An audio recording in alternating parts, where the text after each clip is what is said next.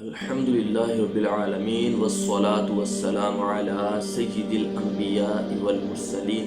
اما بعد فاعوذ باللہ من الشیطان الرجیم بسم اللہ الرحمن الرحیم۔ سب سے پہلے میں اپنے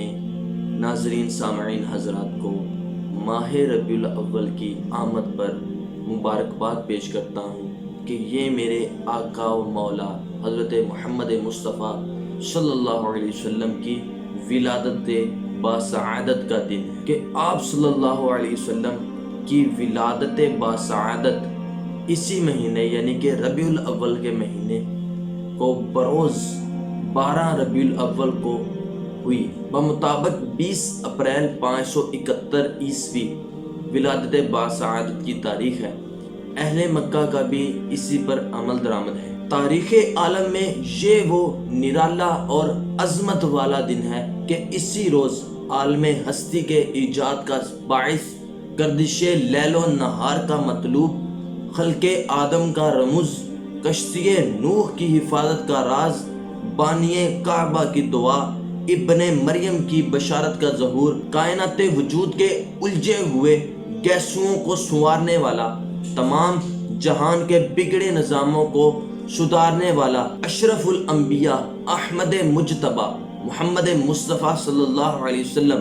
عالم وجود میں رونق افروز ہوئے اور پاکیزہ بدن ختنہ کیے ہوئے خوشبو میں بسے ہوئے بحالت سجدہ مکہ مکرمہ کی مقدس سرزمین میں پیدا ہوئے۔ حضور صلی اللہ علیہ وسلم کے باپ اس وقت نہیں تھے، پہلے ہی وفات پا چکے تھے کہ باپ کو بلایا جاتا اور وہ اپنے نو نہال کے نہال کو دیکھتے، تو باپ پہلے ہی وفات پا چکے تھے۔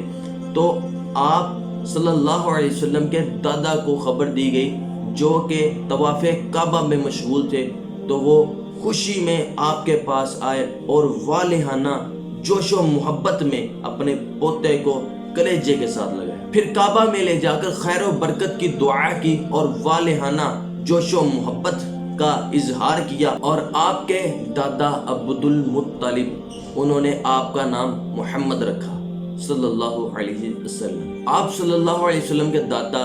ابو لہب، اس کی لونڈی نے جس کا نام سویبہ تھا، اس نے جا کر خوشخبری دی کہ عبد المطلب کے ہاں بھتیجا ہوا ہے، تو اس نے اتنا خوشی کا اظہار کیا کہ شہادت کی انگلی کے ساتھ اسی وقت اس لونڈی کو آزاد کر دیا۔ تو اس کا ثمرہ، اس کا ثواب اور اس کا جو نتیجہ تھا، اس کے نتیجے میں ابو لہب کو یہ ملا کہ جب وہ وفات پایا تو گھر والوں کی خواب میں آیا، تو گھر والوں نے پوچھا کہ تمہارے لیے کیا مواجرہ کیا گیا، تمہارا کیا حال ہے؟ تو اس نے کہا کہ مجھے تم سے جدا ہونے کے بعد کچھ کھانے پینے کے لیے نہیں ملا، الا کہ مگر کہ میں نے جس انگلی سے سویبہ کو آزاد کیا تھا اس انگلی سے مجھے کچھ کھلا پلا دیا جاتا ہے۔ سبحان اللہ، یہ شان ہے کہ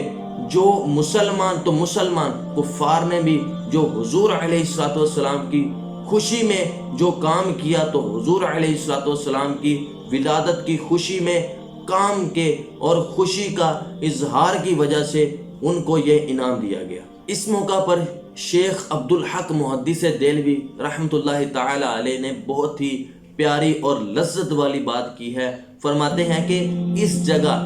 میلاد کرنے والوں کے لیے ایک سند ہے کہ حضرت صلی اللہ علیہ وسلم کی شب ولادت میں جو خوشی مناتے ہیں، اپنا مال خرچ کرتے ہیں۔ مطلب یہ ہے کہ جب ابو لہب کہ جو کافر تھا، جس کی مذمت خود قرآن پاک نے بیان کی ہے اور اس کی مذمت میں قرآن پاک نازل ہوا ہے، تو حضرت صلی اللہ علیہ وسلم کی ولادت پر خوشی منانے اور باندی کو آزاد کرنے پر یہ اجر دیا گیا، اتنا اجر کہ اس کو انگلی سے کھانے پینے کے لیے دیا جاتا ہے۔ تو حضرت صلی اللہ علیہ وسلم کا جو مسلمان جشن مناتے ہیں تو ان کا عالم کیا ہوا؟ جب ایک کافر کا یہ عالم ہے تو مسلمان کا عالم کیا ہوا؟ حضور علیہ الصلوۃ والسلام ایسی ہستی ہیں کہ یہ کائنات آپ کے وجود سے ہے، آپ کے سبب سے ہے، کہ اگر آپ صلی اللہ علیہ وسلم نہ ہوتے تو یہ کائنات آج نہ ہوتی، حضور علیہ السلام کے صدقے سے، حضور علیہ السلام کے صدقے میں، حضور علیہ السلام کی وجہ سے اللہ تبارک و تعالیٰ نے یہ کائنات کو بنایا. تو پھر میں کیوں نہ کہوں کہ سب سے اولا ہو اعلیٰ ہمارا نبی، سب سے بالا ہو اعلیٰ ہمارا نبی، خلق سے اولیاء، اولیاء سے رسول اور رسولوں سے اعلیٰ ہمارا نبی. وآخر دعوانا ان الحمد للہ رب العالمین.